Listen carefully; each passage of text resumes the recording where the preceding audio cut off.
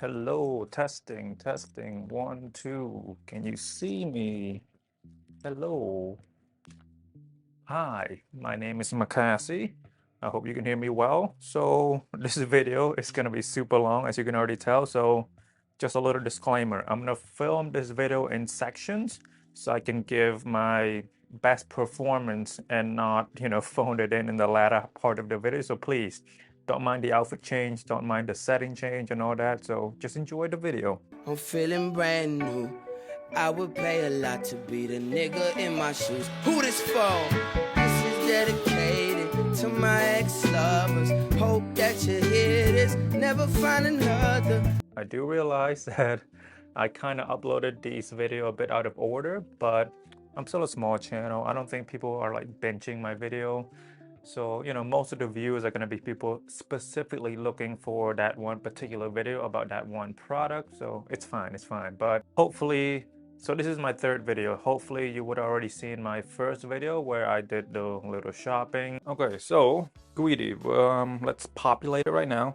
Draw it all out, and then I did the unboxing. She has Doc Martin, dude, gross. And today we're gonna be talking about the review. I believe this will be the final video in this mini series. Well, okay, in like 6 months or a year, I'm gonna make another video just, giving you guys an update of how I feel about the boot. So maybe this is the third out of the fourth, but anyway, this is the third video. That's the main point.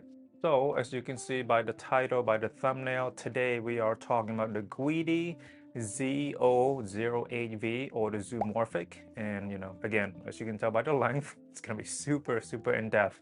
And this method, this type of content is not the best for trying to gain new viewers because the length can be intimidating in today's age where TikTok, in instant gratification, the era that we're in, this type of long formatted video is not the best, but I'm kind of making this video for me, hoping to find more people like me out there. I like long formatted video. I hope you feel the same way. I mean, if you didn't, why else would you click on an hour and something minutes about a pair of boots? I'm sure you will get distracted by something else on your phone or on your laptop while you're watching this hour-long video. So I have specifically written and edited this video so that you can start, you can stop, and then come back and you won't feel like you miss anything. I will try to explain things again and again, but just like, I know how long this video is, so, but that just talk. So hopefully my execution is good. Ideas are just ideas, execution is everything. So if you do watch this video, you go on TikTok, you go on Instagram, you go on Twitter, and then come back, let me know if I did a good job at executing what I wanted to do here. Okay, so Guidi, I would say are like 2 to 3 tiers deep into the fashion world, or that iceberg example, the iceberg analogy. The top of the iceberg is the H&M of the world, the Zara, the Forever 21, the Boohoo Man, and then also the big high-end fashion, the likes of Prada, LV, Dior, Chanel, Gucci, YSL, Celine, all of these brands that pretty much 99% of the world knows. And then you get to the second tier of like Acne Studio, Margiela, the Jill Sander of the world, the Marni, the Supreme, the Palace, all them girls. So the third tiers I would say are like, the Guidi, the Yoji, the Rick, the CCP, the Comme des Garçons, the Julius, a bit more underground, a bit less well known, like very niche. Anyway, the point is Guidi boots will not be your first boots. You will most likely own a pair of boots from Prada, from Gucci, from Celine, from YSL, or from those high street fashion or fast fashion with the likes of Zara, H&M, what else? Doc Martens, all of those boots, you will own those boots first. And just a little side note, I don't like YSL boots. If you ask for my opinion, what boots you get, I can't tell you the right answer, but I can tell you what not to get. And that is, do not get YSL boots. They're just, I had such a shit experience with their boots, and I got the Miles boots, and it just, everything is so off. The quality control is bad, the comfort is bad, everything is just bad. So that pair of boots have completely put me off of like anything related to YSL. I'm fairly indifferent towards Saint Laurent right now, which is the worst for a brand, like for someone to be indifferent towards you.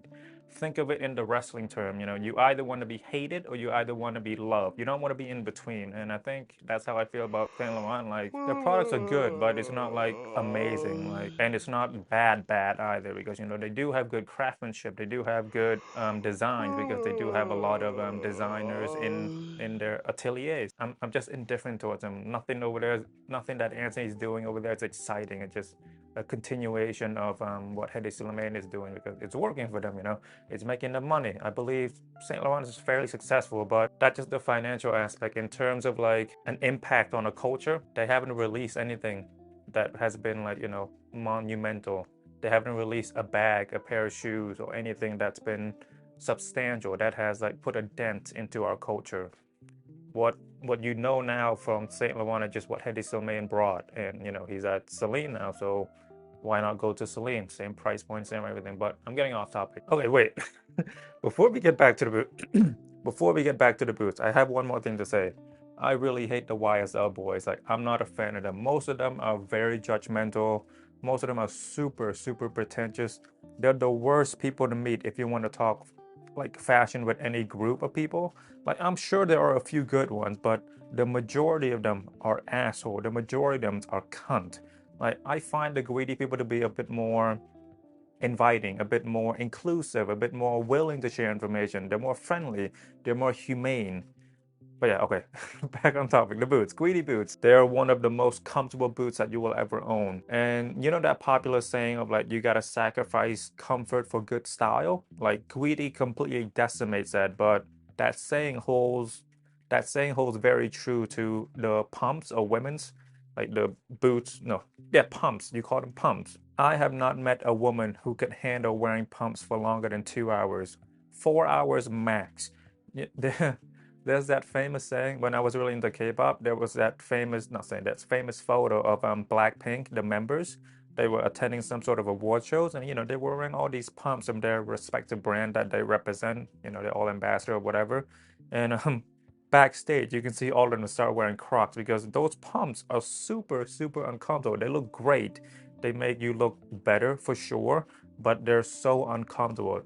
You really got to sacrifice all of your comfort to wear those pumps. My family also wore pumps to a wedding we attended recently, and like, they all started complaining after 2 hours. My cousin has the Louboutin. My partner bought like some vintage that she just needed to wear, but they were all complaining about the shoes, the pumps, like after 2 hours of wearing them. Once again, Guidi boots are the antithesis of those pumps. They're so comfortable. You know, if we ever go back to communism, we should all be provided with a pair of Guidi boots. Like, there should be everybody's first pair of boots, but due to them being a smaller company, and then you know they also don't get as much exposure as like LVMH backing brands or Kering backing brands, they don't have the budget for all the marketing that those big companies do, so like they're not as well known. And you know, as far as shape goes, Guidi boots, they're rather pedestrian or common, because you know I won't compare my Guidi boots PL2, I won't compare my 788ZI or the Zoo we're talking about today to say my Tabby, because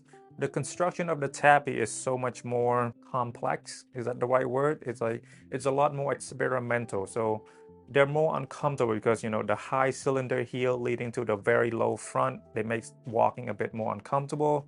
The tabby is closer to the pumps, so if the pumps are here, tabby is somewhat here, and then Guidis are right here. Guidi are kind of going for the you can wear this all day crowd, you can wear this everyday crowd, whereas the tabby, they're going for the crowd of like, you can wear for a few hours, but when you do wear it to those events, to that gathering, to that red carpet, whatever it is, you're gonna look dope as fuck when you're wearing it. And then you know the Guidi. Okay, let's do this. If you were to wear your Guidi and you wear your tabby on the street, and you ask 10 people who are not into fashion which one like caught their attention more, I'm pretty sure 9 out of 10 would say the tabby, because Guidi, they're really pedestrian looking, but the tabby, it's a lot more experimental. It's a lot more eye-catching. It's more of like a conversation starter. And with this video, I know this intro is getting pretty long, but with this video, I'm hoping you will learn a bit more about Guidi. You will feel entertained. I will pass on some information that I have, and then you can add that to your fashion vocabulary or fashion knowledge. And I also hope I will answer all of the questions. And you know, once you're done with this, you can definitively say, okay, these boots are for me. Let's click the buy out button now. Or you're gonna be like, okay, he talked about a lot of things and I didn't like a few of them. So time to move on to look for another pair of boots. Hopefully you will get all of that out of this video, but most importantly, hopefully you'll be entertained by this video. Okay, so before we actually start with the detail, I know this is a long intro. Let's talk about the names first. You might think that the name is just like a bunch of random numbers and words mumbo jumbo up together, but they all have meaning. A letter could refer to a type of heel, to a type of sole, or the shoe category, or a combination of any special modification that Guidi and the team have done. So for example, with the Guidi 788ZI, the I refer to the metal heels. The regular 788Z, it has the stack leather heels, or any boots with the letter E in there. That means it stands for the elastic sides, or the Chelsea boot where you can easy slide in and out. Okay, so for the Zoo boots we have today, let's put the name up on the top right now, and then write the letter down sideways right here. So ZO stands for zoomorphic. And I don't know if it was their intention to name it after zoomorphism. The definition of zoomorphism is to assign animal qualities to non-animal objects like human beings or inanimate objects or ideas. The 08, I believe, refers to the height of the boots, because with the zoo boot, I'm just gonna call them zoo boot now, but the full name is zoomorphic ZO. Okay, we're calling it the zoo.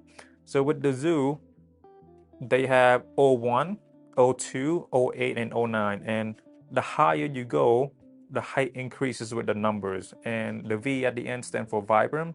The insole of these boots are Vibram outsoles. Okay, so the first detail I would like to talk about, the round toes. I would like to start off with this because this is one of my favorite features. And it's definitely one of the first feature that you notice besides the rubber sole, but we'll get into that later. But so I have wide feet, and oftentimes the pinky of my toe, it squishes in because of the shape. So for example, my cowboy boots, the shape goes like this. I'm sure I'm putting up a photo as well. But so with those boots, aesthetically it looks really good, but it's not the most comfortable, even for someone who doesn't have wide feet. And another thing to note about me is that my pain tolerance when it comes to my footwear is a lot lower than most people. So my friends, they all can wear the Kiss boot for far longer than I can. They can wear the Tabby for far longer than I can. They can wear the Guidi PL2 for far longer than I can. My pain tolerance is just super low, and I give up super fast when it comes to discomfortness, when it comes to being uncomfortable in my footwear. If it's bad, I'm gonna take it off. I'm gonna walk in my socks, or I'm gonna go home. If we're out somewhere, if my feet start hurting, trust me, I will not like soldier on because it hurts, and I don't, my pain tolerance is just super low. Maybe I am a pussy. And with my Kiss boot has a very square shape, and it hurts my pinky toes a bit because the bottom half of the leather is rather hard, but it's needed to be hard because you need to give the shoes the shape or the integrity. We're gonna talk about this later. And the leather on my cowboy boots that I talked earlier, I'll put it back up on the screen. It has softened up a lot, but it doesn't hurt as much, but it still conform my wide feet into like something that is abnormal for a human being, because this is why a lot of people praises those shoes that looks like this, because as human being, we used to be monkeys, and when you look at a monkey, monkeys, they use their toes, and when they climb trees and when they grip something, they widen it out because they want to grab as much as they need to be. Imagine if our hands are just like this the whole time. We would be a bit less productive because we can't grab as much. When you widen the hands, you can grab so many more things. So it just, modern footwear has done a lot of negative for our feet, but let's not get into that today. Maybe I'll make a video about that. I can whip up a quick 20 minutes video about that. Yeah, I think I'll do that. Okay, I'll start the script now. I'll make a mental note and I'll start the script tonight. But anyway, the point is, Guidi. We're talking about Guidi. I keep getting off topic. This video is already long enough and I'm getting off topic. Okay, do you guys remember a couple of years back when Prada released all of their chunky shoes, or as I like to call them, the clown shoes? And I never got the chance to participate in the clown footwear trend. I believe they're still doing it, Prada, but not as much. And I believe the brand that is going super hard with the clown shoes are Balenciaga. Balenciaga has so many clown shoes, and I love them. I love most of them, but as a brand, Balenciaga, I'm not too big a fan. I don't want to get into that today. stick to the clown shoes. And Rick Owens also participated in the clown shoes vibe. Like most of his boots are like double or triple stacked. The Geo Basket is just a clown version of whatever shoes it's supposed to. The Ramones are the clown shoes of the Converse. Blah blah blah blah blah. But again, bring back to the Prada. With the Prada loafers, I really wanted this pair of loafer. I just thought that was so good looking, but the more I learn about myself, the more I buy clothes, the more I buy footwears, I realize I'm not a loafer person, because on top of having wide feet, I also have flat feet. So loafers are not the best for me personally, maybe for some other people, but I've just learned that I'm more of like a boots person. I think boots are a bit more sleek, a bit more chic, whereas whereas loafers are a bit more like a bit more streetwear. Do you know what I mean? It's a bit more Americana. And I don't really go for that vibe. I go for more of that chic Parisian vibe whenever I wear my boots, or I try to be. Well, I don't know. My style is hard to pinpoint. It's whatever I like. So it's whatever I like. But anyway, with clown shoes, they look really good. And when I say clown shoe, obviously big puffy stacks. Clown shoes look really good when you wear them with wide-legged trousers. I mean, you can try to wear them with skinny or straight-legged, but I personally believe that clown shoes look the best when you wear wide-legged trousers with them. And I own a lot of wide-legged trousers, so these shoes, these boots fits me perfectly, fits my closet perfectly. I also love the fact that these boots are very different from my other boots. So, we have the tabby in this corner, with the split toe, with the cylinder here. We have the kiss boot in this corner with the transparent, translucent heels, and, just the overall kiss bootsness. And, we have the cowboy's boot for like the Americana vibe, for the Americana aesthetic, and then you have these boots with the big rubber outsole with the wide toes area. So all of these boots, this one is the most clownish, So it has its charms. It has its beauty of it. Like the tabby has the split toe, the kiss boot has a translucent heel, the cowboy boots have the toes, going straight, but slim silhouette. But with these boots, it's a clown shoes. It's a clown pair of boots. Okay, next up, zip closure at the back heel. So once again, I have the Guidi PL2, which has the front heel. So it was the next logical step to get a pair of back zip. I don't know why I said back heel. Back zips, back zip Guidi, and the zippers are metal. By the way, I have a suggestion for Guidi, or really any brand for that matter.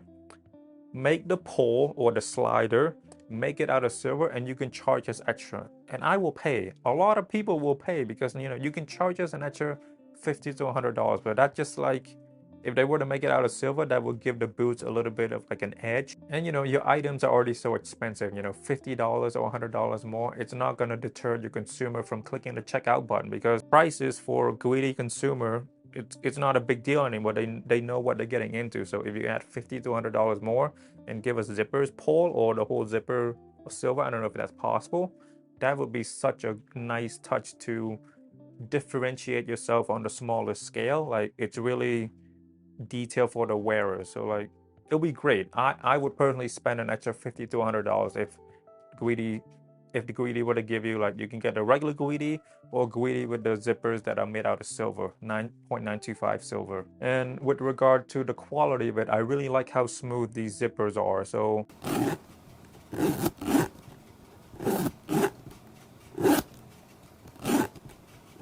these zippers are not as smooth as my PL2.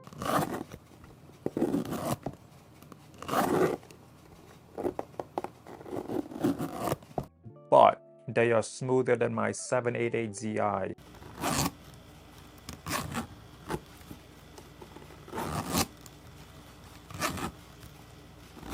Maybe because there's less leather, because once again, the Guidi the Zoo boots and the PL2 and the 788ZI, the Zoo is a lot shorter. The Zoo is like an in between the PL1 and PL2. It's not quite as low as PL1, but it's not quite as tall as PL2. So there's less leather, so there's less zipper. So maybe that's why it's smoother. You have less room to go up and down, but they're smooth, and there is a shine to it, but it's not the shiniest of zippers, because This is due to the fact that these boots go into the tumblers. I will explain this later. I'm pretty sure most Rick Owens product, like they assemble first and then like they dye it first and then they assemble it after. So the zipper get put after. That's why the Rick Owens zippers are a lot more shiny and a lot more like perfect. Whereas the Guidi zippers, you can see scratches because they go into the tumbler. The water, the tumbling definitely makes the zippers a bit less shiny, but I don't see that as like a flaw because I think that's like a unique personality to them because they want these boots to be like, these boots are meant to be an everyday type of boot. So it doesn't matter if they look dirty. If you wear something every day, they are bound to get dirty. So I think Guidi is kind of just like, here, let me help you. You know how like when you wear something and it's brand new, you're like careful with it. But then when you get some ketchup stain, some mustard stain on there, you're like, fuck it. It's already dirty. Might as well keep it going, you know. I think that's pretty clever if Guidi did think of it that way, or maybe I gave that to them. So, you know, Guidi, you're welcome to take that if you want to explain why it looks dirty. But yeah, it's these boots are meant to look worn in straight out of the box, and there are a lot of benefits to that, which I will get into in a second, or in 10 minutes or 30 minutes. Now, one thing that concerns me is that I've seen some Guidi boots with the zipper broken in, and most of the time I've seen them with the back zip. So I don't believe it's that common. I think those people kind of just roughhouse their boots. But I am also not I'm also not the perfect owner. Like, I don't really take care of my boots. I don't stuff them with paper. I don't take care of my boots as great as I can. You know, eventually, the more you wear it, the longer you wear it, if you continue to roughhouse with it, it's gonna, you know, the zipper are bound to fall down. But I have owned my Guidi boots, the PL2 specifically. I have owned them for 2 to 3 years now, and I wear them a lot. And the zipper on those are fine, but not fine because I don't really take care of them. And I think 2 months back, I wore the Guidi boots to like a shoot on the beach, and I got it wet for the shot. It's a great shot, but it got my boots wet. And I think the water didn't do too much damage to the leather because horse leather is very good against water, but it definitely had an effect on the smoothness of the zippers. With my Guidi PL2, I don't really keep them, like store them properly. Like, I don't zip them up. So like when I store my Guidi PL2, it like, I'm sure you're looking at the beer right now, the way it sits, it's awkward. So like you have to straighten the boot first before you zip it up. Otherwise it's gonna be weird because the boots are crooked right now when I'm not wearing them. The zippers are not as smooth as can be, and that's partly my fault. But you know, when you just pull it tightly, you know, from one end to another, and then you can slide it easily. It's not a big deal. But yeah, with bag zip, I'm gonna be a bit more careful because you put a lot more stress on the back side of your boots when you walk, you know, especially when you climb the stair, and you know, you use your heels a lot, and that pressure point on the back definitely will do something to the zipper, you know, if you continue to put pressure on it day after day. But zipper replacement are not too bad. It's fairly common, but it is bad in terms of like how expensive it is. But it's fairly common. They can do it. Like, go to a local cobbler, they can change it out. But I pray I never have to find out how much that costs, because so far I haven't broken any pair of boots that I have with zippers yet, and I hope I can keep it this way. But with the way that I take care of my product, or lack of care of my product, sooner or later I'm gonna have to visit my cobbler. But hopefully that's a never. Hopefully that's far in the future. So that's future Makasy problem. Let's live in the present. But you know, if that day ever come, I will vlog it. But if you have gone through the process, please let me know how it is, because it'll be interesting to know. But I hope I never have to experience it. I hope I never have to go through it. Okay, the color, silver tone color, I really like that. It gives these boots a bit of a pop. The zipper would have been rather boring if it were to be black. For example, with this shirt I'm wearing, do you see how the zipper is black? I mean, not the zipper, the button is black. If these were to be silver, like the one on the inside, it would have popped the shirt a little bit. It would have made the shirt a bit more dynamic. Guidi used to use Excella zippers, which is the highest quality that YKK produces, and YKK is like the biggest zippers manufacturers, I'm pretty sure. But check your closet. I bet most of them are YKK zippers. As you can see by the B-roll, or have seen on the B-roll, Guidi no longer, they don't say Excella zippers anymore. So I think they may have, like, you know, switched in-house, you know, maybe they switch manufacturer, maybe they make their zippers indoor now. While I was writing this part of the review, I still haven't worked up enough courage, but then, you know, I slapped myself a few times, built up enough courage, and then emailed Guidi, and then I got the answer from them. I don't know why I feel guilty emailing them. Like, they're there to help me, but it just, mentally I have so much to work through because I also feel guilty about returning product. I also feel guilty about going to a store to try stuff on. But those people are there. But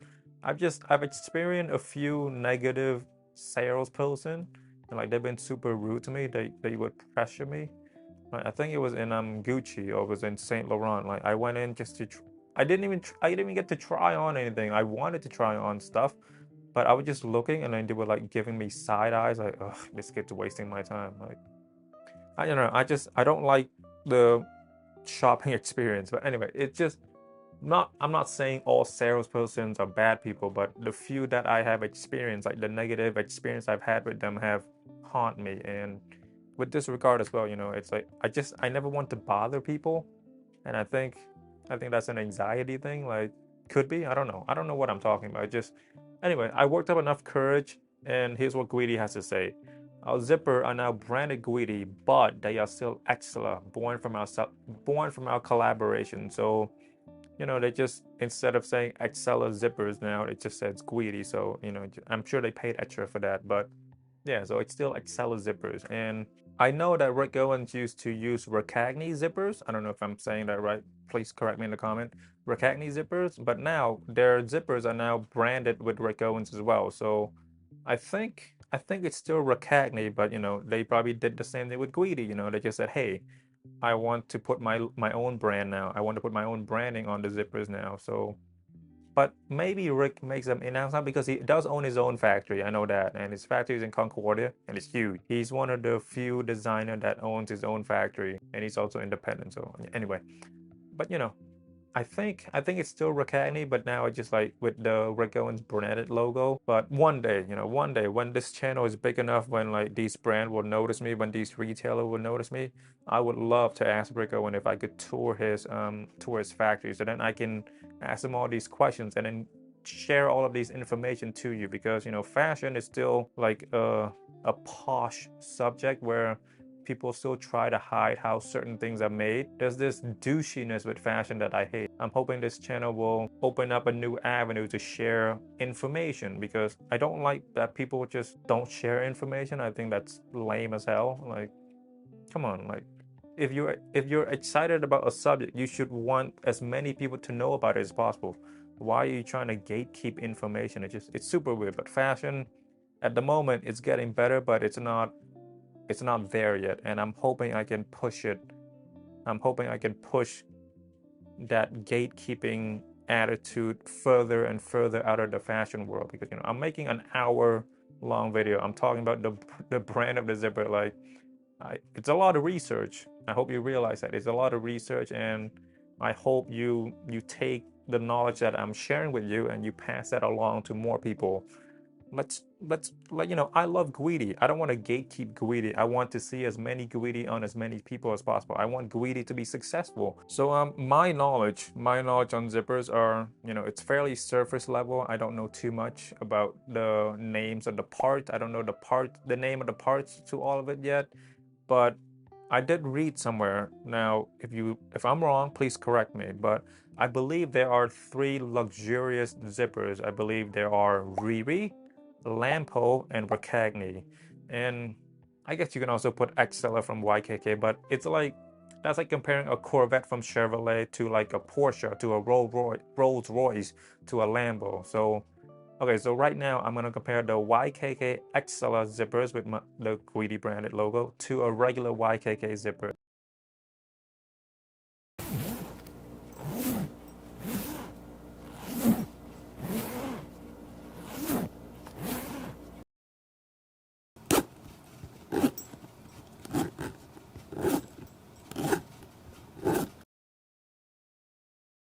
And then I'll compare it to the Rick Owens Ricagni zipper as well, so you can compare the quality of this. You can compare the quality of it. You can hear the smoothness of it and all of that jazz. So have a look.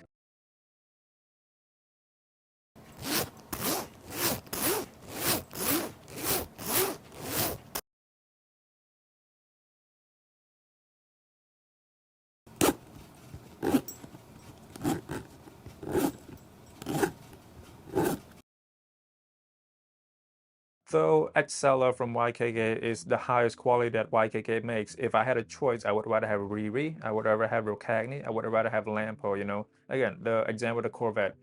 Corvette is great, but Corvette is known as being an affordable sports car because it's made by Chevrolet, and Chevrolet doesn't really have the same reputation as a Porsche, as a Lambo, because you know they also make affordable car, and the Corvette will be a lot nicer than most Chevrolet cars in a lot of aspects, but they will also share a lot of traits with the regular Chevrolet car because you know they're being manufactured in the same factory or similar factory, but Chevrolet own those factories, you know, so you're gonna get traits from the likes of the Silverado, the Malibu, the Cruze, because they're made in the same factory. So in the case of the YKK Exceller zippers, yes, it's the highest quality YKK make, but it's still under YKK, so it's gonna share the same traits on those bad YKK zippers. And I haven't had the best of experience with YKK zipper. They're not as smooth as my Rokagni. They're not as smooth as the Lampo. I believe I have one jacket with the Lampo zippers, but and they're definitely not as smooth as byeeee. I think byeeee is the highest out of three. Maybe Lampo, whatever. I think the Lampo, the byeeee, and the Rokagni, they focus more on the high ends, whereas the YKK, they cast a bigger net. They want a larger market share. One flaw that I have found with these zippers, they make a lot of noise when you walk. Just have a listen.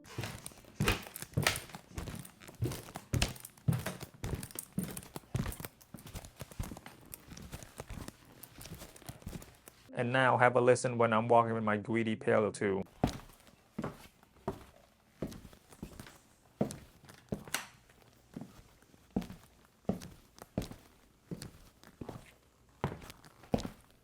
For some reason, the Zoo boots, the zippers make so much more noise. I don't know why. I can't pinpoint it yet. I will continue to look at it. In the 6 months or 365 days late review, I will hopefully have pinpointed, but it just, for some reason, the noise on the Zoo just bother my ears. Maybe it just hits me at the wrong frequency. It just, I don't know why, but it bothers me. Whereas the Guidi PL2, it doesn't make as much noise. It does make some noise, but very minimal and not as frequent as the Zoo boots. And it doesn't hit my ear wrong like the Zoo boots does. Tonal texture rubber midsoles. Very small midsole.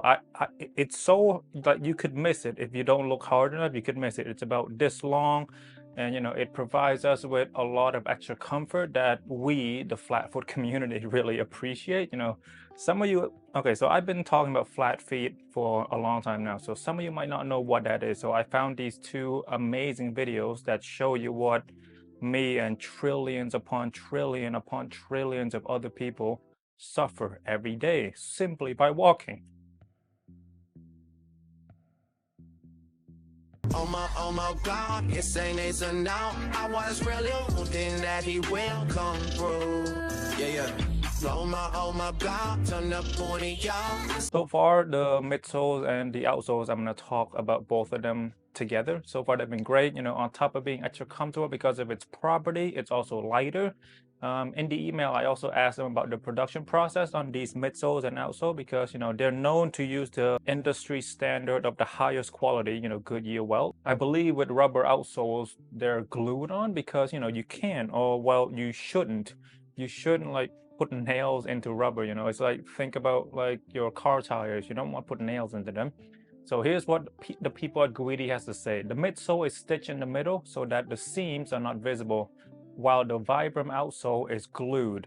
Tonal treaded Vibram rubber outsoles. These are about 40 millimeters tall, and the main reason why I picked these boots over other boots with the likes of 986, 788, 789 are these treaded rubber outsoles. So on the screen right now, here's 93 pairs of Guidi boots. All of them are almost stacked leather. If I were to remove all of the stacked leather, here's what's left on the screen. These Vibram VI Light seem to be exclusive for the zoomorphic models, and if you're into boots enough, you would think that these rubber outsole were to be the Commando, but it's not. It's slight differences. If you look at on the screen right now, the Commando on this side, the VI Light on this side, and both were made with the idea of that people can wear these all day with emphasis on energy conservation and grip. These are very good. These soles are meant to be, you know, all terrain, and The official name is called the Vibram 9107 Tweedies. These soles are EVA based. Yeah, lovey, lovey, lovey, dovey, dovey, dovey. Matthew John Henny on they say, hey, I don't know what to say, I can feel it. You go, Quan, she my one young. She and until to go ahead. Shoot down, win, hundred, no credit. Cause name me song like y'all will they can't give me the.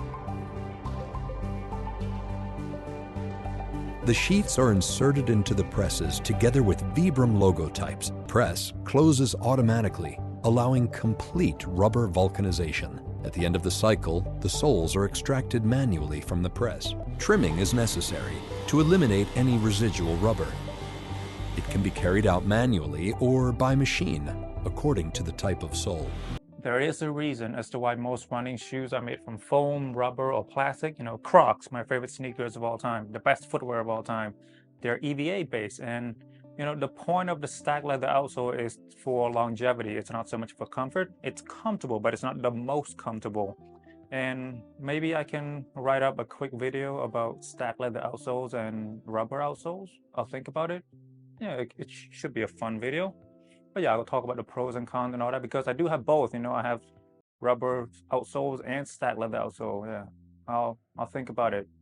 But yeah, again, in the email, you know, these Vibram soles are glued onto the midsoles and the upper, while the midsoles are stitched onto the upper. So longevity-wise, these won't last for a long time but it's also, they made it this way so it's easy to replace the outsole, and the outsoles are like $25 to $35. So add that with the price of a cobbler to replace it, let's say 60 to 80, you know, so it's not too bad. I think the idea of rubber outsole is it's easy to change in and out, whereas stack leather, it's a lot more expensive. Okay, so a quick opinion of mine about the rubber outsole. So these are fairly unique. I haven't had the fortune to own any of the Commando rubber outsoles, but I've seen them.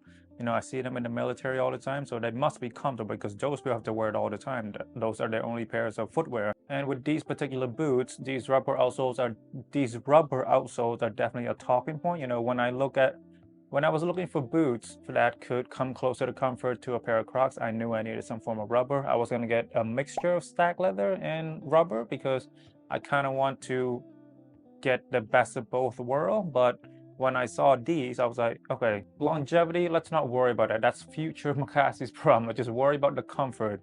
Right now, you're trying to find a pair of boots that will be as comfortable as possible to the Crocs. So I knew I kind of had to go full rubber and not go half. And you know, a mixture is like a compromise. So I was like, you know what? Let's go all the way. Let's just go full rubber. And you know, these chunky rubbers are like, they're there now as a character. Whereas when it's a blend, it's more like it blends in.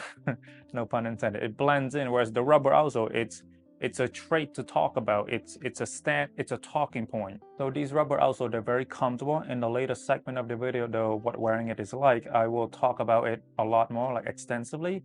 But just to talk a little bit about it right now, they're fairly stiff right now, and I believe the more wear I get out of it, the softer it will get.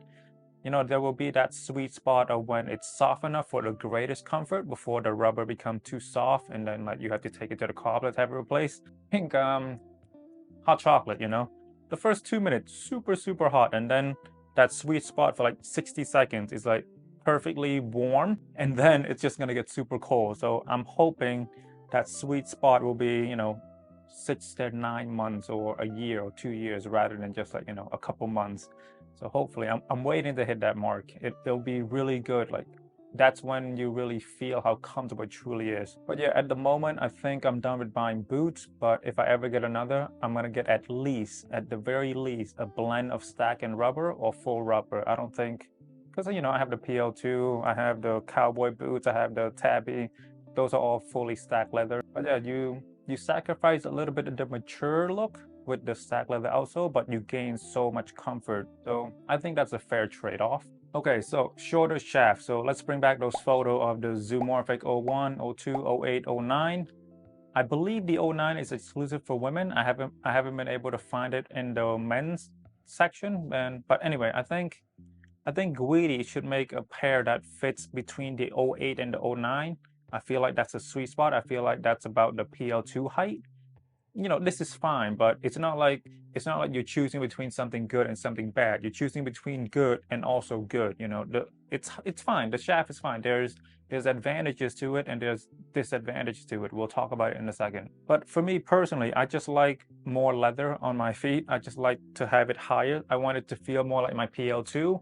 And you know, you get more leather, so you know, you already paid so much, might as well get more leather.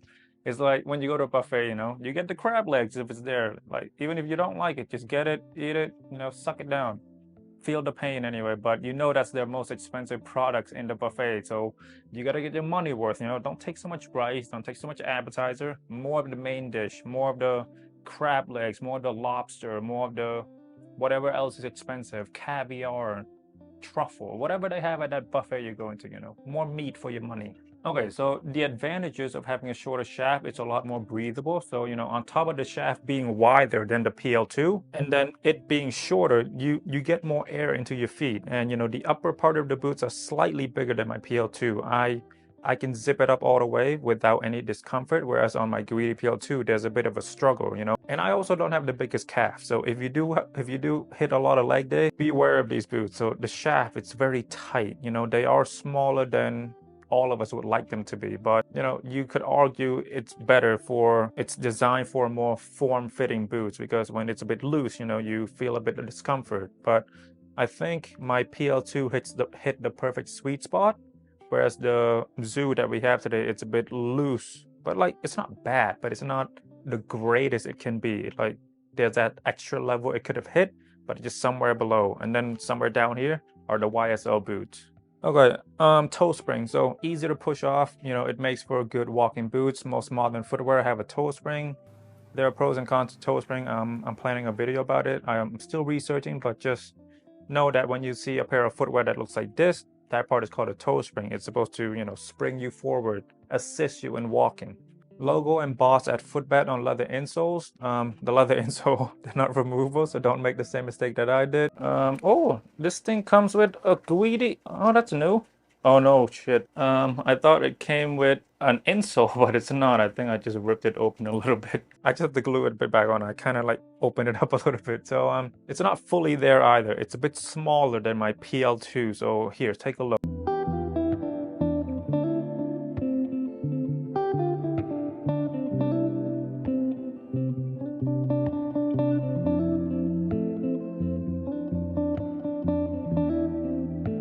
To be honest, I know that leather insoles are better for the feel, for the longevity, and for the breathability, but they lack the support that foam insole or rubber insole or gel provide. You know, there's a reason why most running shoes have foam or rubber insole. They may not last as long, but a lot more comfortable. So I love these Doc Marten insole. They provide me a bit more comfort. But yeah, so I found this, and they said it's the best. So I'm gonna go into a store nearby. They have it. I'm just gonna go see how it feels to wear it. Hopefully they have like a prototype out there that I can just put in and walk around for like 10-15 minutes. But if not, I'll take the risk, buy it. You know, if it doesn't fit, hopefully I can return it. I don't know about the return policy of insole. I feel like you can, you know, just don't wear it too much, get it dirty. But yeah, I'm currently looking at this insole right now. They said it's the best. The internet's telling me it's the best, so I'm gonna go try it out, because it is $60 though. If it's not the best, dude, it's gonna be a lot of wasted time driving there, because the store is about 40 minutes away from me. I've recently started to research into how boots are made, like, you know, trying to understand all the terminology to describe the parts, because I want to make better video, and you know, I'm still learning. So if I get this next part wrong, please correct me. On any boots, at the bottom half of the boots, you'll find that the leather is a lot more stiff. It's a lot thicker, not thicker. Yeah, it's a lot more stiff. Like, that's the part when people say about breaking in a pair of boots, that's what they're talking about. So you will find that the leather closer to the midsoles are a lot stiffer than the leather, say, on the shaft. The back part is called a heel counter or the heel stabilizer or foxing, and the front is either the toe cap, the toe box, or the vamp. There is a reason why this part of the leather has to be stiffer, because, you know, it needs to keep the shape of the boots. It needs to keep the integrity of the boots. You know, for example, my Rico and Kiss boots, initially the heel counter and the toe box are so tough that my toe got fucked up. My friend's toe got fucked up. It got to the point where we needed to wear this with our Kiss boot just to protect our toes, because the leather is so tough. I finally able to break in on my white pair, but my black pair, I haven't worn them as much, so it is still half broken in, but not fully there. It's still stiffer than I would like them to be, but my white pair, they become a lot more comfortable now. And you know, with object dyeing, it does help a little bit. It helps with the softening up of the leather, but it's still not all the way. You still have to wear it. You still have to, you know, break it in a bit further. But we will talk about object dyeing a bit. Don't worry if you don't know what that is. It'll come up in a few minutes or a few hours. But I will have to say this. I really like that it's partially pre-broken into straight out of the box. So with the Guidi, there's this softness to the heel counter and the toe box already. It's hard, but it's not as hard as my Kiss boots or my Tabby or my any other pair of boots I have. So my pinky toe doesn't hurt as much. I remember when I was wearing my Doc Marten, dude, it was hurting me so bad because the leather was so hard. The leather was so stiff. I love the fact that Guidi is partially or 2/3 broken into. You just have to finish it off, you know. So it's really good that the object dyeing and just the way their leather are constructed or tan, that they're softened like straight out of the box. Most boots are not like that. That's why I said most people should have Guidi as their first pair of boots. Then they will have amazing experience with boots. When I got my YSL, it put me off boots for so long because the YSL was my first pair of boots and it was comfortable, but it was like not the most comfortable. And I was coming from sneaker, and you know, sneakers are super comfortable. So I was like, are all of the boots are gonna be like this? If so, like I don't need another pair. But then I got the Guidi, and then it just everything else has been sunshine and rainbow ever since I got in Guidi. My opinion about boots are so much brighter, so much more joyful when I talk about boots now because of Guidi. And these boots, they're made in Italy. A lot of their products are made locally. You know, Guidi partnered with this company here to make this part, partner with that company here to make that part, send them here for welting, send them here for quality control, blah, blah, blah, blah, blah. But it's all locally made in that small town in Italy. But just a bit off topic. Italy, Italian people are really proud of themselves, and they need to just take a step back because you have had so many government in so few years. You are not the best. They're always screaming that they're the best. They're always the loudest, you know. The main reason why I got back zip instead of front zip, the stacking. Oh my God, it's ain't easy now. I was really hoping that he will come through. Yeah. Oh my God, turn up 40 y'all. Listening all the time about what I should do. No, I can't never let him go. No, man, ain't gonna 24. Nothing new, got to my low. No, I know, yeah. I should say that this type of stacking is not unique to horse leather. My calf leather tabby also stacked, but a bit different. Okay, so let's put it side by side, the B-roll now, and I will talk. So since calf leather is thinner than horse, the stacking isn't as pronounced. It doesn't stay that way. There's a lack of power that the horse stacking has over the calf. There's this rugged attitude and look to the horse leather, whereas the stacking on the tabby is a bit more flaccid. You know, the calf leather is thinner and more malleable, whereas the horse leather, it's a bit tougher, it's a bit more stubborn. And you know, the stacking will only improve with time. I believe right now there's like 3 to 6 of them. So I'm gonna wear these boots a lot since they're a lot more comfortable than any of my other boots. So I can't wait until like genuinely the whole front are just full of stacking. That's gonna look so good. I reference this photo all the time. I want my boots to look like this. This just looks so good.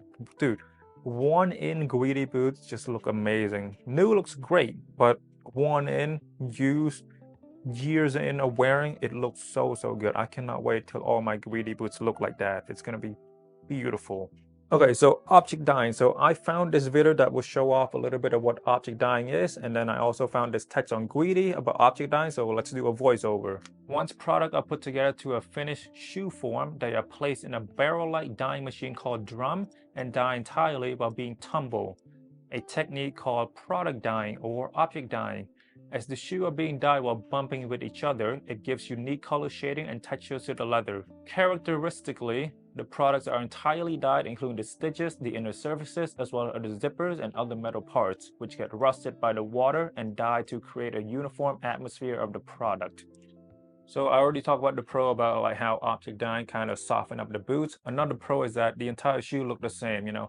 at a bigger company, say Michael Kors or LV, whatever, you know, a part of the shoe is made here, a part of the shoe is made there, and then they all get sent off to, you know, China to be assembled. So because of the object dyeing, the whole shoes are the same color. You know, for an outsider, you won't notice it, but for people who are passionate about color science and all that, they will notice that this black is a bit lighter than this other shade of the black. The black on the leather is not as dark as the midsoles, as the outsoles, or whatever it is, you know. If you're into photography, you will know that Sony color science is inferior to Panasonic, or that Samsung often overcorrects, whereas iPhone, they don't really correct the photo as much. So on iPhone, the photo looks more like what they look like to our naked eyes. But yeah, I find the idea of object dyeing to be very nice, very unique, very cute, because, you know, there are people who worried about what their product looks like straight out of the box. There are people who wants their product to look as new as possible, hence why, you know, like they would rather take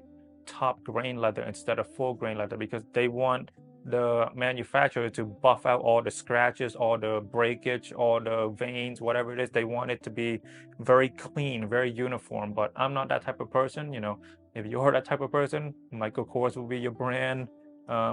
Any other brand, Tory Burch, Coach, you know, all of them, they use top grain because it's not as expensive as full grain. I like my product to have something unique to them, and with Guidi, it's unique straight out of the box. No one pair is the same as the other because they all get thrown into the tumbler, to the drum. So whatever part bumps into the other part, it will scratch this, scratch that. And then, you know, horse leather, it's also full grain, so it hasn't been sanded. So out of the box, the leather is already different than every other leather, than every other pair. So it makes for a more unique owning experience. It makes for a more unique wearing experience, because these boots will be yours, and another person may have the same boot as you, but they won't have the same scratches, they won't have the same breakage, the veins, whatever it is.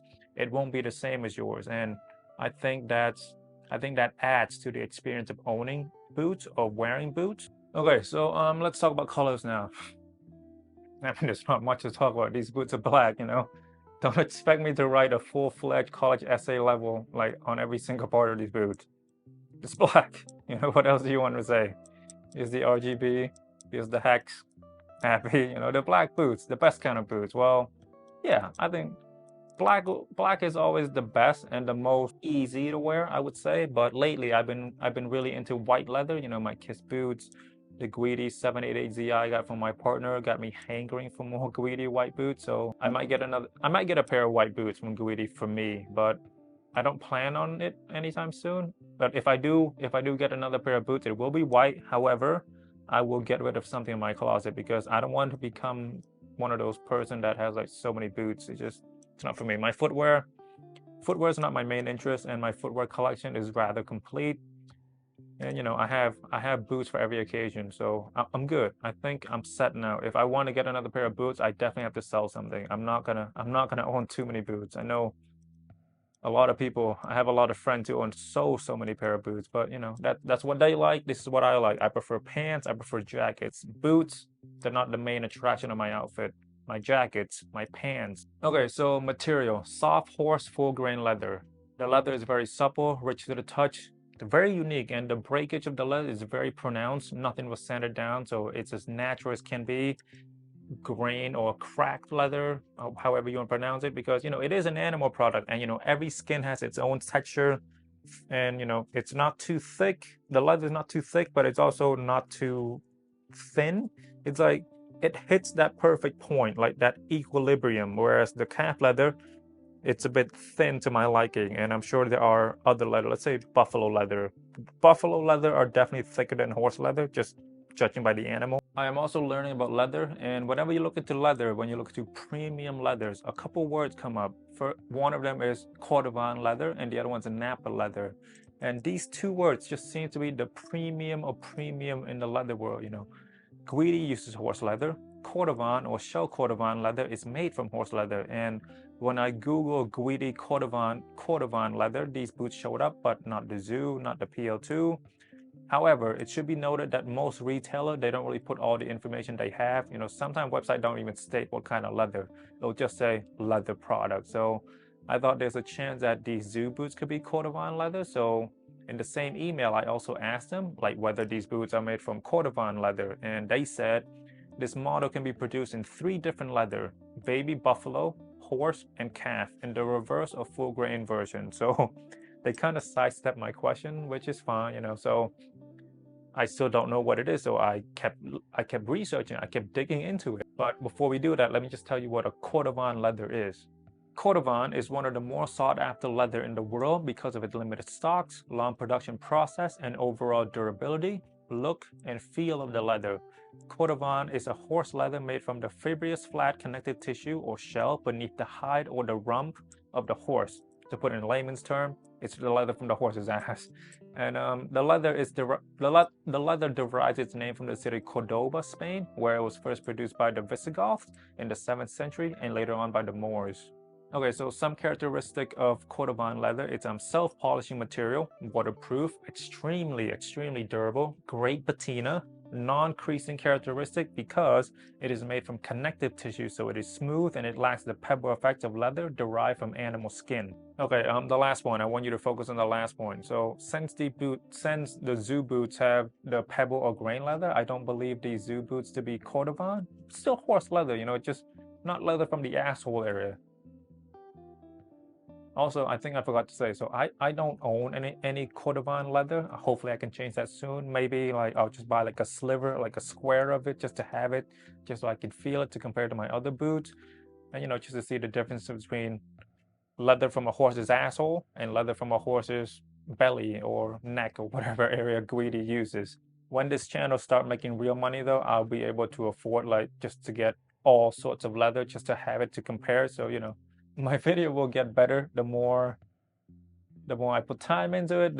Just in the future, in the near future, when this channel is self-sustainable, I can use the profit from it, from, you know, YouTube sharing revenue, hopefully sponsorship, and then I'll buy like a lot of leather, all kinds of leather, you know, shark leather, kangaroo, buffalo, parachuchu, all sorts of leather just to have it, so then I can make better video. That's the plan. But you know, right now I only have at 1.8 sub. Still a lot of people. If someone were to tell me 1.8 people, 1,800 people are subscribed to see what you're gonna do next, that's a lot of people. But right now I'm aiming to get 10K. That's gonna be my next goal. And then after the 10K, 100K. But let's focus on the 10K. It's very achievable. I feel like I just need to keep working hard at this. The result will show for themselves, but even if the result doesn't show in terms of views or subscribers, I still have a lot of fun making these. I'm making content that I personally would watch, so honestly, I watch my own fashion content more so than others now, partially because I don't want to get other people's opinion in my head, but partially, and the bigger part, I mean, there's not a lot of great content on YouTube about fashion. There are very few, but not a lot. Okay, anyway, so full grain soft horse leather is currently my favorite type of leather, but to be fair, I've only had 3 types of leather. I have had calf, I have had lamb, I have had horse, and I have a little bit of crocodile, but it was just like a wallet, so I don't really count that. So ranking wise, I would say it goes horse leather, lamb, and then calf. So I also really like ostrich. I mean, dude, just look at this video. The texture is just so different from every other leather. Eventually I will get a leather jacket or boots with ostrich, even if I have to go to Australia and skin one myself. I'm okay with that. That's fine with me. That adds more to the experience, you know. It will be my jacket. It will be my pair of boots. Okay, so horse leather has a few benefits or advantages over calf leather or lamb. Horse leather is more durable. It's water resistant like calf and lamb, but I believe horse is a bit more water resistant, just from my experience. And it's also tear resistant. I don't think it's fully tear resistant, but it's one of the stronger leathers. Horse leather is also more breathable, and I find this to be very true. Currently, I'm wearing calf leather, and the breathing room is not that much, whereas when I wear horse leather, I feel as though it's more breathable, it's easier, the air it feels better, and obviously that's very subjective. I hope if you have all 3 kinds of leather, or 4 or 5, whatever it is, I hope you can corroborate with my story. If not, tell me how I'm wrong. Tell me if you think differently. Okay, so what it feels like in my opinion. So I love running my hand through these boots. The leather, it feels incredibly soft. I love touching the leather when it's stacking. the bottom half of the boots where it's a bit tougher. It's tough but soft because like there's good weight to it. It has to stay somewhat stiff to keep the integrity of the boots, you know, to keep the shape, but I'm hoping I can continue to wear it and then it'll break it down, soften up the leathers. Like it's comfortable now, but it could be always more comfortable, you know, never settle for what it is. You can always do better. And as far as my concern about the shape, you know, the boots will still look good when they're on feet. You know, the worrying part about boots losing its shape is when you're not wearing it. And I don't really care about that. It's like when people make too big a deal about boxes of footwear, you know, it's good. If it's good, great. If it's bad, you're not wearing the boxes, you're wearing the boots, you're wearing the footwear, whatever you're buying. So, and you know, the boots will keep its shape when you put it on, but when you take it off, it might lose its shape, but you know, you're gonna wear your boots. You're not just buying your boots to just store on the wall and look at it. You wear them, you know, and then every blemishes, every flaws, every stacking, every whatever, it will be your boots. So it will differentiate your boots from every other Guidi boots. And the leather, when you touch it, it's a bit sticky. It's hard to explain, but okay, so let me run my hand through the tabby and you can see that it's a bit smoother. The horse leather is a bit more rugged, more matted, more dry. Hopefully the B-roll you're seeing right now will help prove my point further. But it is a very tactile subject and I did my best. Hopefully that's enough for you. If not, go to the mall, go to Nordstrom, go to Saks, go to Harrods, go to Selfridges.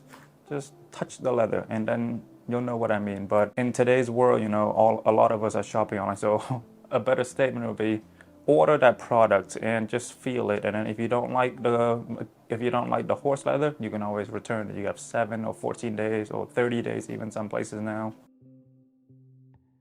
Okay, so authenticity. So Guidi is one of the few companies that has an authentication process.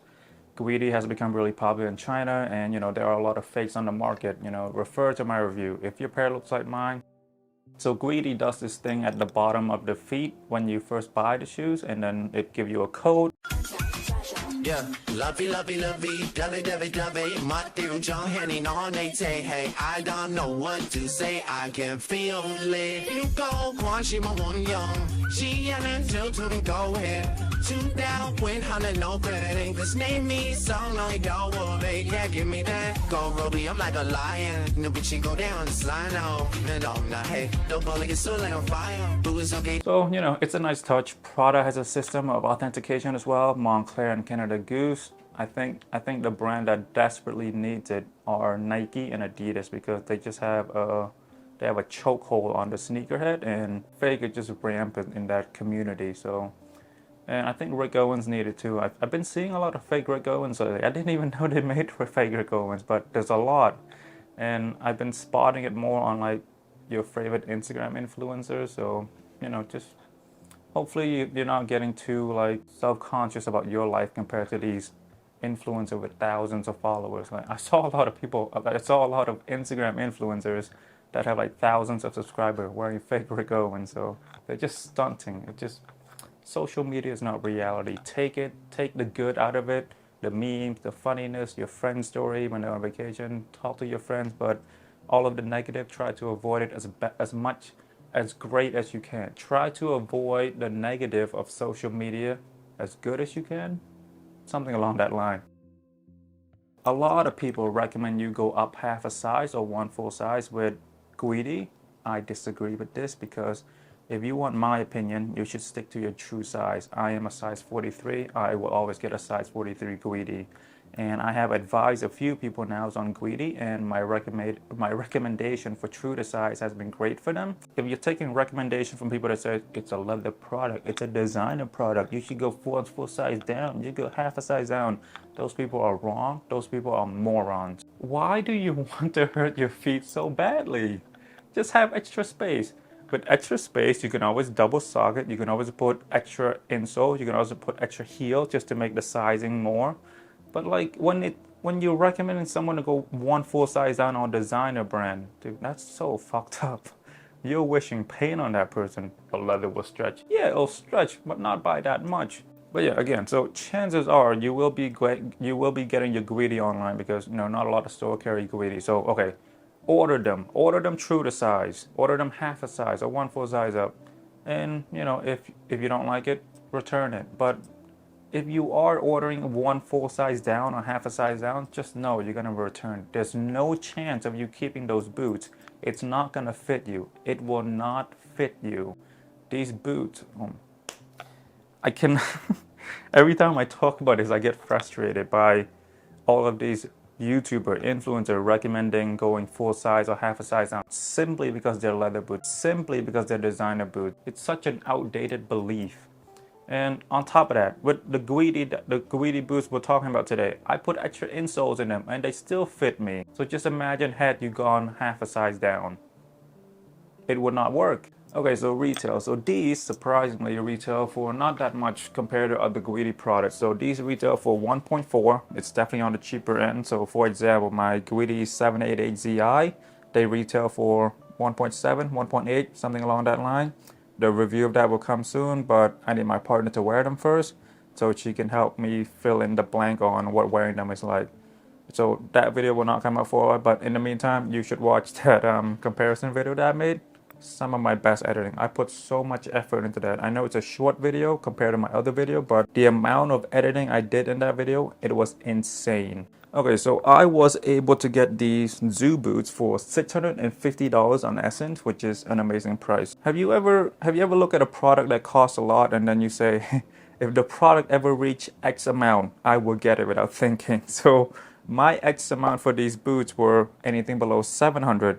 But then when it actually went down to $650 the morning I woke up, I was like having a midlife crisis. It was like, $650 is still a lot. Am I really gonna get another pair of boots? Do I need another pair of boots? Is it really necessary? What am I gonna do with another pair of boots? Am I gonna sell some other boots? It was a lot of things going on in my head that morning. It was a very stressful morning. But also the difference between you and I with regards to purchasing product, I get more gains out of it. You know, I can make content with it. I can make these videos and do all that thing. So, and you know, with all these high price items, these high fashion items, you can always sell them if you don't want them anymore. You can make all of your money back, lose a little bit of money, or make a few bucks, or make a lot of bucks, but it's good. So like I have a bit more incentive to buy these products when they reach a certain price. But $650, super great. And it was an Essence glitch, I believe, because if you're on Essence right now, it will say $1,300, $1,400. So my friend, I texted it to my friend, he also got a pair. Yeah, $650, you know, Guidi,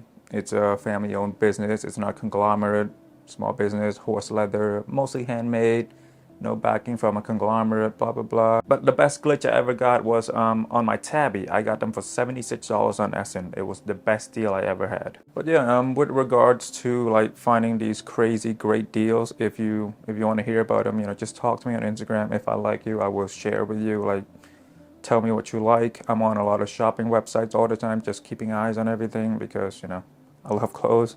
So if I like you, if you're not a dick, I'll talk to you. We'll talk about fashion. I love talking about fashion most of the time. So we'll get to know each other. We'll become friends. And then you tell me what you want. I'll keep an eye out for you. I tell you what I want. You keep an eye out for me. It's a very beneficial friendship, you know. So, okay, so I'm adding more stuff to my testing. So we're going to do a weight test. So I'm going to compare these to the Tabby, the Kiss boots, the PL2, and the 788ZI. Let me just show you the result right now of the boots, how much they all weigh. I am very surprised at my findings. So I really thought there would be a larger gap between the Zoo boots and the PL2. But then we also have to remember that, you know, 0.43 pounds is a lot when you think about the weight that will be on your feet all day. It's like when you use your tongue to feel your teeth, it feels massive, but then when you take the tooth out, it's small as hell. So maybe that's a bad example, but I hope you know what I mean. The weight is significant, although it's very minimal when you're looking at it just compared to two boots. It's significant. Yeah, oh my God, it's saying it's a now. I was really hoping that he will come through. Yeah. Oh my God, turn up 40, y'all. Listening all the time about what I shouldn't do. No, I can never let him go. No man ain't gonna 24. None hang you got to my low. No, I know, yeah. No, I'll be Jim Kachi, no, not me. I'm so jumbo, got me, mommy. Gucci, I'm the low. I know. I'm going crazy, right? Yeah, lovey, my dear John Henny, no, they say, hey, I don't know what to say, I can feel it. You go, Quan, she my one young. She yelling to go ahead. Two down, win, holla, no credit. This name me so long, yo, yeah, give me that. Go, Roby, I'm like a lion. No bitch, she go down the slide now. And I'm not, hey, no bullet, it's so like a fire. Who is okay, then she know I'm rising. And I'm not, hey. Yeah, she my nigga to go on toe shoes. Long Mario, real hey. You see my nigga go wrong, cold real. I go to ride till I die. Yeah, don't know we got you gay. Make a bar and I see it, shall we? Hey, oh. Toro show do play. Anti-fragile. You also have to remember that these boots also went through an extensive dyeing process, which involves a lot of water. And you know, the result didn't really surprise me. I know that horse leather is really good against water. I won my PL2 throughout countless snow days and rainy days. My only concern with these boots are the zippers and the creases between the uppers and the midsole and outsole. I don't know why I'm concerned about that, because in the wash they also go in there. But the zipper, you know, you don't want to rust them out because they are metal, so metal shouldn't be touching the water. I also tested my lamb leather against water and it did not go well for the lamb leather. Now, I know more as to why you don't ever see boots made out of lamb leather. I've seen a few, but I wouldn't recommend buying shoes that are made from lamb. It just, you know, there's a reason why people use lamb, not people. There's a reason why designers use lamb for jackets, for handbags, because you can take care of it a lot better. And, you know, if you put lamb leather on your boots, it's going to go through the wear and tear a lot faster. It's touching the ground. It's going to get wet. There's more wear and tear. So with boots, try to get it either calf, horse, crocodile, something strong. But lamb, I would recommend sticking to lamb leather jacket, lamb leather handbag, lamb leather pants maybe, but not boots. I don't think that's a good idea. It may be softer, but I prefer horse. It's just more rugged. I want to make sure that they will last a long time, because at the price point we're buying these boots, they should really last you a lifetime, or if not like decades or years, you know. Oh, I forgot to mention one thing. I am hoping to test out these rubber boots, these rubber soles on a snowy day just to see how grippy it is, but I got this in like, what, 2 months ago? So give me a few months in the winter, I'll make an updated video about these. And because the rubber soles, they have a lot more traction than the PL2. The PL2 has a very smooth outsole. I was in a Munich train station and I was slipping. This guy was like kicking a soccer ball at me, like those people that kick a soccer ball at you hoping you kick it back just for fun. And then I slipped and fell on my ass because it was so slippery, because it was snowing, it was raining-ish, and my boots were just, there's not a lot, like these boots doesn't have a lot of traction either, but I'm hoping the rubber outsole will give me better result, but we won't know until the winter comes, so stay tuned for that video. Okay, so what wearing it is like. So for these boots, I kind of went at it with a different approach. So what I did was I wrote down all of my thoughts while wearing them for a week. So this segment of the video will be very long, but I think this is kind of what you came here for. But I will summarize it all at the end of the segment. So if you don't want to hear every single thought I have about these boots for 7 days, just skip to this time stamp. All right, day one. So I tried it with no insole, without the Doc Marten insole. The feet kind of bleeds out the small body. My feet are just wide, so there's like spillage in my feet. The Doc Martens insole kind of even everything out, so without it you really feel the shape and the size of the construction of the boot. So I tried wearing it for 10 minutes, could not do it, so I put my insoles back in. My feet just spill out too much, so if your feet are wide, consider getting a pair of insoles just to put inside these boots, just to level everything out. And you know, extra comfort. It doesn't hurt to have extra softness, so the Doc Marten provide me with that. Okay, so now one with the Doc Marten insole. So 9-10 hours in, I'm feeling a little pain in the middle of my feet, but you know, that's because of my flat feet and just me standing all day walking back and forth while I'm at work. But these boots doesn't give me the pain that I felt while wearing the PL2 boots for 10 hours. So far so good. And I can safely say now these boots are not as comfortable as my Crocs. So I never feel tired when I wear my Crocs. Today with these boots, I feel some pain, a bit of tiredness, but not to the point of the tabbies, not to the point of Kiss or even PL2. Though softer than most boots, the vamped or the heel counter, it's still stiff. I still feel it when I walk. You just need to wear it more so you break down the leather even further. It will become softer and softer the more you wear it. But you know, just like a tote bag, the more you use it, the more the shape is going to deflate. It's just part of life, you know. Think of an erection. You can't stay stiff forever, you know. I think that's a better example for my male audience. It's like 98% male for my channel. So at the end of the day, you know, slight heel pain, the middle part of the feet pain a little bit, the inner part of the feet hurts the most, outer not so much. And moving from Crocs to these are definitely not a good idea. You know, nothing will compare to Crocs in terms of comfort. If I were to move from the Kiss Boot or Tabby to these, I would probably say it's the comfiest footwear I own. So going from Crocs to these, it's not the greatest. So I'll try it again tomorrow. It's like, you know, similar to running. You know, if you haven't run in months and you go running today, you will feel incredibly tired tomorrow. But if you've been running 3-4 times a week for 3-4 months, it won't feel too tired. And hopefully that's a good analogy.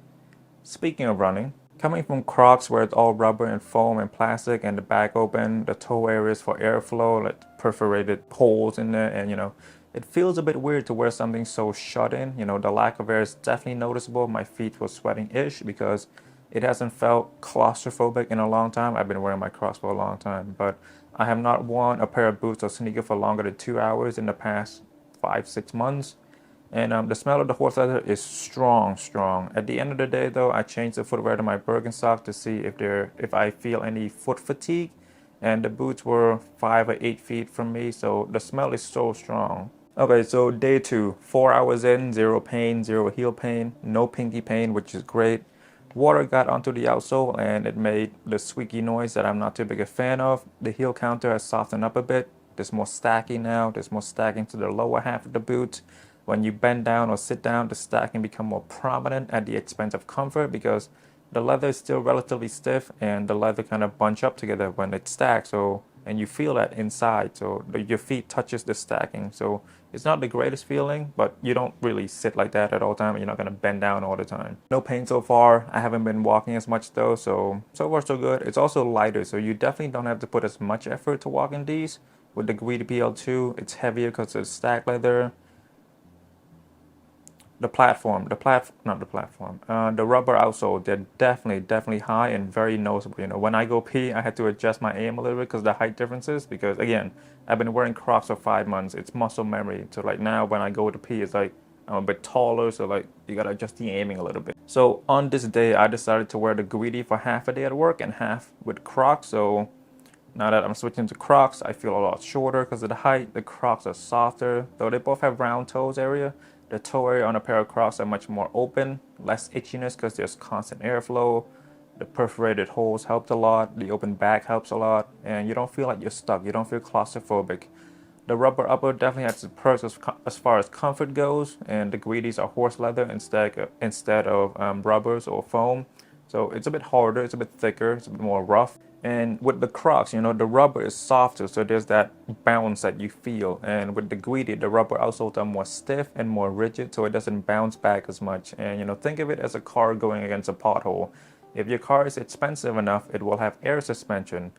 So softer when you go over a bump or pothole, but without air suspension, it's just hard when you hit a bump or a pothole. With Crocs, there's also no tightness from the heel counter or the vamp because it's open back and a plastic upper body. Okay, so the last 1 hour of day 2. So I decided to wear with these boots half zipped up. It feels a lot better.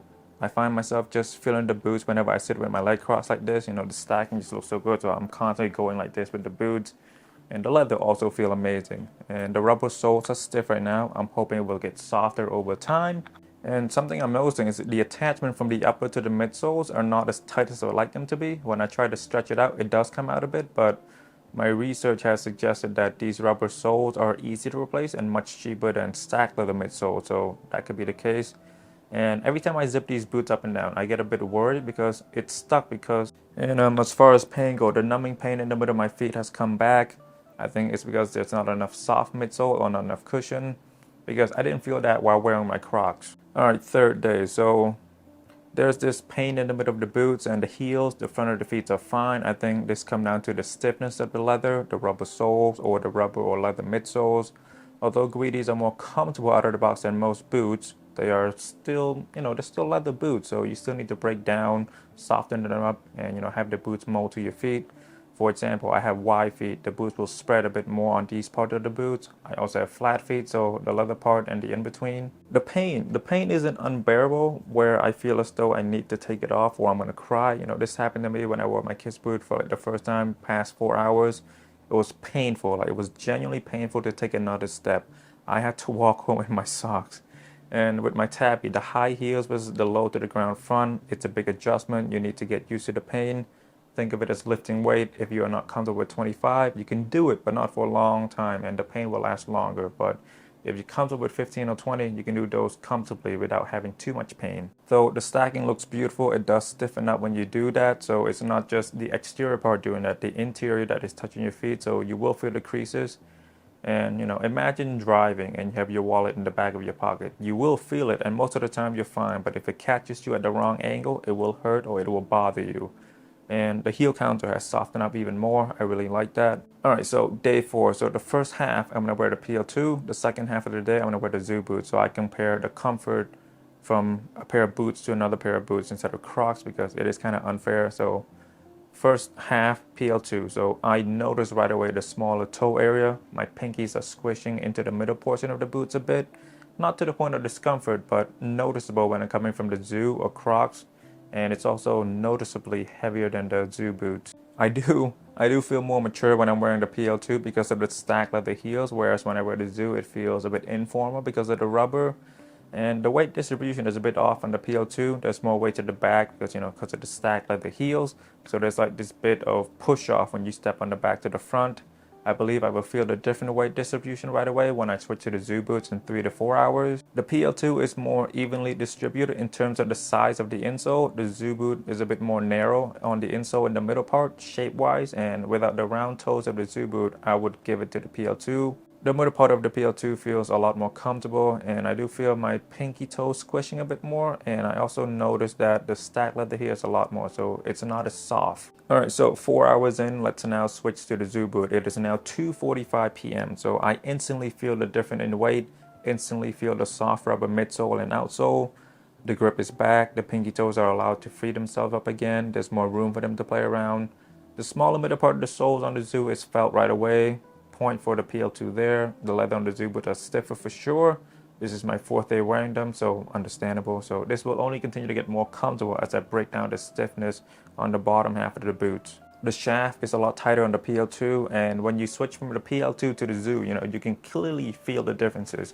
You can feel more air going through. When you push off to go forward, it's not as tight, and when you walk with the PL2, it's tight, so the whole boots move. Where the Zoo boot, it moves in parts, not as a whole. I can stick a finger in the shaft on the Zoo comfortably, whereas I need to push and squeeze my fingers into the PL2. Alright, 350 now. No more squishy pinkies, so no more heel pain that I kind of had-ish from the PL2 because of the stacked leather outsole. I'm not outsole, stacked leather heels. I'm really amazed by the weight of these boots. The differences between the rubber soles and stacked leather soles are very, very pronounced. The grip is also good. Going from the PL2 to the Zoo has definitely been a better experience from going from Crocs to the Zoo. Your feet and your brain adjusted the expectation a lot better. And it is now 5:46. No discomfort, everything feels good.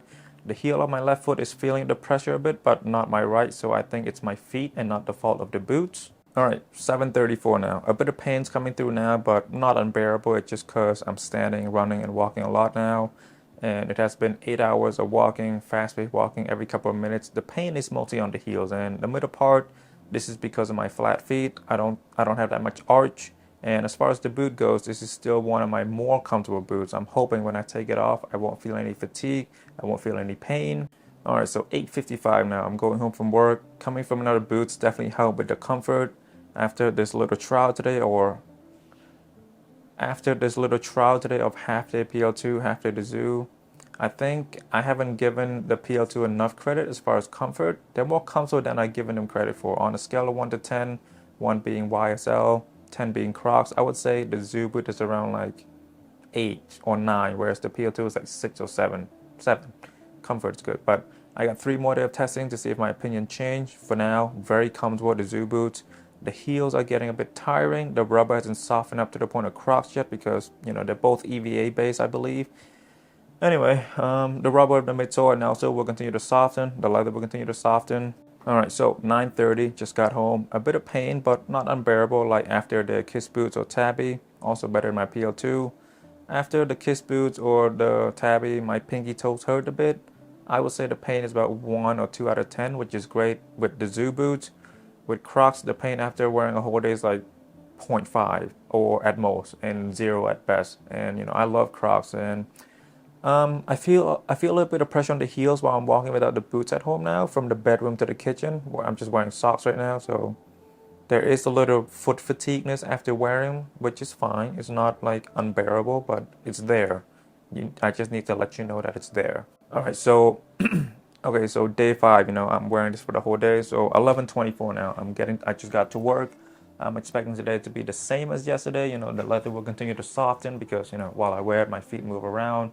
I make sure I break down each part of the leather in the hope to get it softer and softer. The stacking has gotten a lot better. I believe one more has shown up. So let's look at comparison real quick. You tell me whether I have gained more stacking on the boots. And as far as comfort goes, I don't think anything will change. I don't think, as far as comfort goes, I don't think anything will change. I've said a lot in the previous days. I think day 5, 6, or 7 will be a lot shorter as far as my note goes, because I think I've said all I needed to say already. All right, 3:20, half day now. So a very, very minimal heel pain, but I don't have anything else to add. It just feels like the day before. Comfortable. The stacking is going down from the shaft to the front of the boot. It's a bit more pronounced now. So I don't think I have anything else to say. I'll cap it off at 9 when I'm done wearing these boots, just in case anything changed.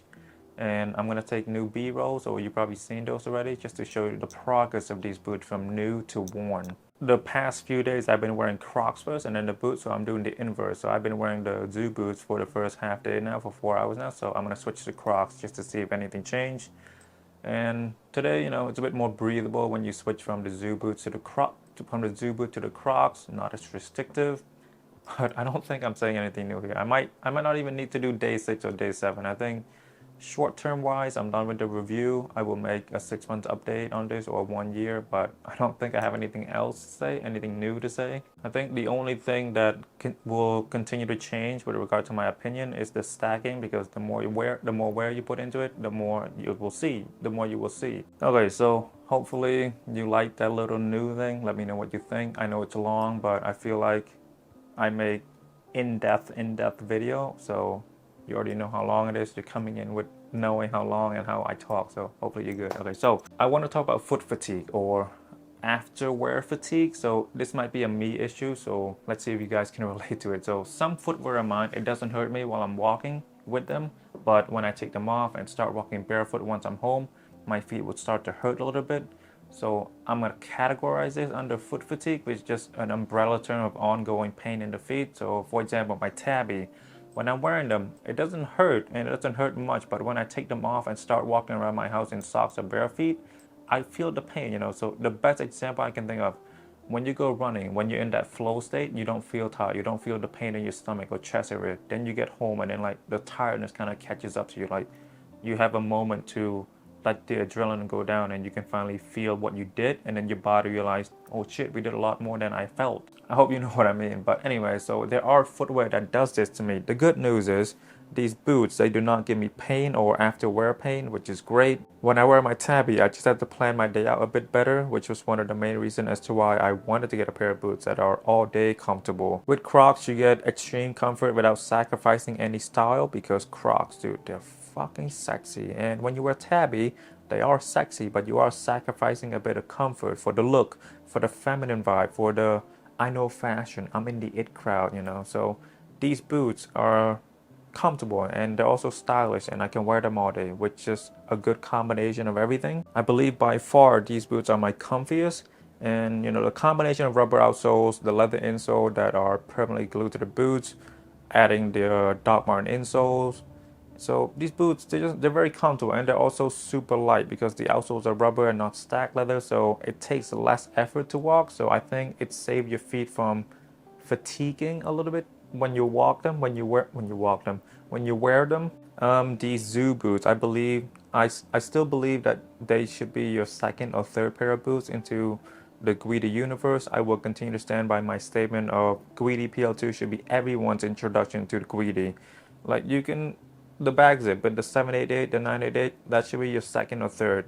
The front zipper is just far more superior. It's far more unique. And the stacking on the back zips are great, but the front zipper, it's a killer feature that will distinguish your boots from every other boots. Even front zipper boots from other brands, like for example, the Row boots.